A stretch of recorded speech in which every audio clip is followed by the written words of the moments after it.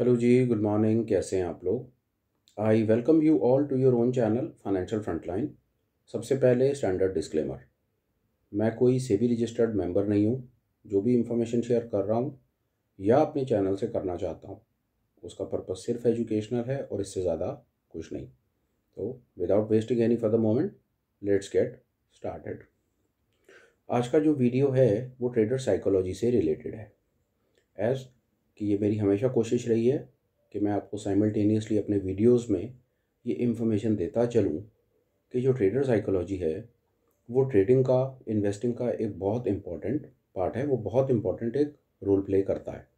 आप technical analyst हों, chart reader हों, चार्टिस्ट हों, आप फंडामेंटल एनालिस्ट हों, आप टेक्नो फंडामेंटल एनालिस्ट हों, आप कुछ भी हों, आप इंट्राडे करते हो, स्विंग करते हो, ऑप्शंस करते हो, फ्यूचर्स करते हो, डिलीवरी लेते हो, इन्वेस्ट करते हो, कुछ भी करते हो, बट इम्पॉर्टेंट है कि अगर आपका emotional balance, specially stock market की दुनिया में, अगर वो कंट्रोल में नहीं है, अगर आपकी ट्रेडर साइकोलॉजी डेवलप नहीं है, वो कंट्रोल में नहीं है, तो बहुत ज़्यादा चांसेस हैं कि देर सवेर आपको लॉसेस का सामना करना पड़ जाएगा। इसलिए मेरी ये हमेशा से कोशिश रही है कि मुझे जैसे भी मौका मिले, जो ट्रेडर साइकोलॉजी में मैंने चीज़ें सीखी हैं या जो मैं कॉन्टिन्यूटी में सीखता रहता हूँ, वो मैं आपके साथ शेयर करूँ। ऐसे कुछ थॉट्स थे जो मैं आज आपके साथ शेयर करना चाहता हूँ। और बाद में शुरुआत करता हूँ एक कहावत के साथ, एक ऐसे फ्रेज़ के साथ जिसके अंदर ट्रेडर साइकोलॉजी का एक बहुत इम्पॉर्टेंट एस्पेक्ट छुपा हुआ है। कहा जाता है कि you cannot win if you cannot bat.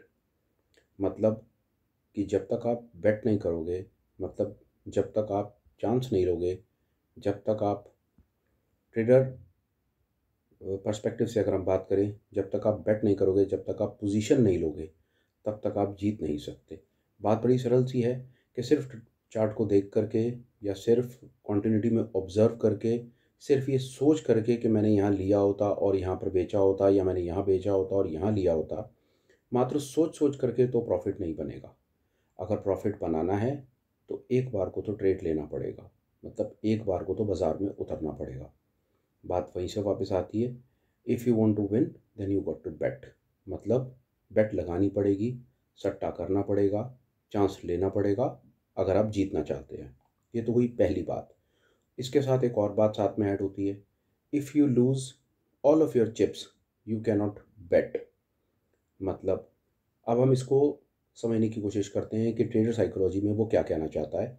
If you lose all of your chips and you can not bet, मतलब कि अगर आपके पास जुआ खेलने के लिए पैसे ही नहीं होंगे, फ़र्ज़ कीजिए आप कसिनो जाते हैं, कसिनो जाने के बाद आप वहाँ पर पैसे दे करके उनसे टोकन्स ले लेते हैं, चिप्स ले लेते हैं, क्राउन्स ले लेते हैं।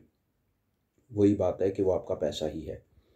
अगर आपके पास, पहला तो वो ये कहना चाहता है कि अगर आपको जीतना है, अगर आपको मुनाफा बनाना है, तो आपको बेट करना पड़ेगा, मतलब आपको शर्त लगानी पड़ेगी, मतलब आपको सट्टा करना पड़ेगा। पहली बात। साइमल्टेनियसली वो कहता है कि आप सट्टा कर तब सकते हैं जब आपके पास पैसा हो। अगर आप पैसा ही हार जाएंगे तो सट्टा कैसे करेंगे? बात बड़ी फेयर है। मैं आपको अपने ही एक एग्जांपल से बताने की कोशिश करता हूँ। बात थोड़ी पुरानी है पर आप रिलेट कर जाएंगे। बात उस समय की है जब मैं नेकेड ऑप्शन बाइंग में ट्रेड करता था। मैं नेकेड ऑप्शंस लेता था, निफ्टी बैंक निफ्टी में कॉल पुट के ऊपर काम करता था। ऐसी सिचुएशन आई कि मुझे लगा कि बाज़ार ऊपर है तो मैंने कॉल ख़रीद ली। कॉल ख़रीदने के बाद बाज़ार ऊपर गया, कुछ प्रॉफिट बना, बट समहाउ मैं अपने ट्रेड को नहीं क्लोज़ कर पाया और अल्टीमेटली शाम होते होते वो ट्रेड मेरा लॉस में आकर के खड़ा हो गया। मेरा प्रॉफिट भी चला गया, मेरी कैपिटल भी चली गई और मैं वापस लॉस में आकर के खड़ा हो गया। नो प्रॉब्लम, एक एग्जांपल ठीक है, लेसन लर्न हो गया कि मेरे पास जो कैपिटल थी वो कैपिटल मैंने लूज़ कर दी। अब अगला दिन आया। अगला दिन, बात बड़ी इंपॉर्टेंट है समझने की, और अगर आप इतनी चीज़ इसके अंदर में ग्रास्प कर पाए तो इमीडिएटली ये बात समझ जाएंगे जो मैं कहना चाह रहा हूँ। दिन अगला आया, चार्ट को मैंने रीड करना शुरू करा। मुझे लगा कि हाँ यार, मार्केट के अंदर तेज़ी है, कॉल को ख़रीदा जा सकता है। पर कॉल को मैं ख़रीदूँ कहाँ से, कि जो मेरे पास कैपिटल था, जो मेरा पैसा था, वो तो मैं पिछले दिन ही हार करके बैठ गया, मेरा लॉस लग गया। तो बात वही कि पहले आते हैं पहले दिन की बात पे, कि मार्केट में अगर जीतना है तो ट्रेड लेना पड़ेगा। तो पहले दिन तो मैंने वो किया कि जीतने के लिए ट्रेड लिया। अब आई अगले दिन की बात में कि अगर मेरे सारे के सारे चिप्स ही ख़त्म हो जाएँगे, मतलब मेरा सारा का सारा पैसा ही ख़त्म हो जाएगा, तो मैं अगले दिन ट्रेड कैसे करूँगा? तो मैं वहाँ पर आकर के फँस गया।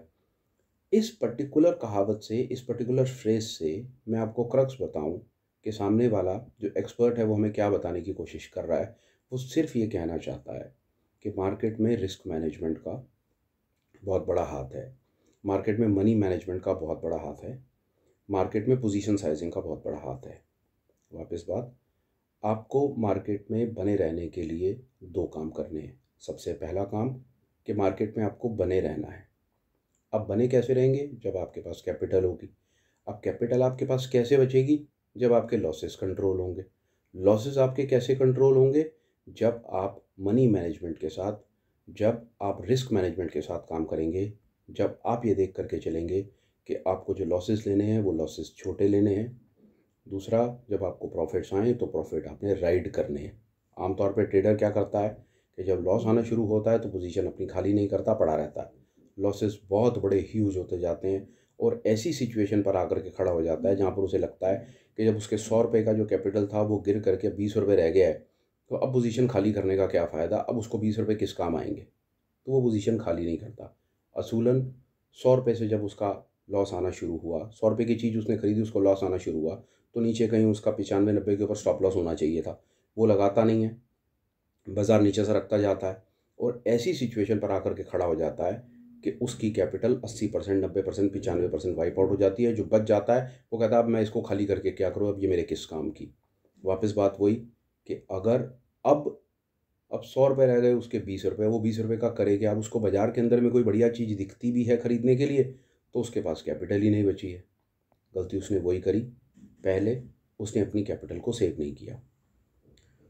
होपफुल हूँ कि ये इन्फॉर्मेशन आपके काम आएगी। आप थोड़ी-सी अपनी ट्रेडर साइकोलॉजी पर काम करना शुरू करेंगे। आप अपने लॉसेस को कंट्रोल में रखना शुरू करेंगे और कोशिश करेंगे कि धीरे-धीरे आप अपने स्किल को डेवलप करते चलें। फिर मिलूँगा कुछ और वैल्यूएबल इनसाइट्स के साथ। तब तक अपना ख्याल रखें, पैसे बचाएँ। Please take care. Have a great day. Bye bye.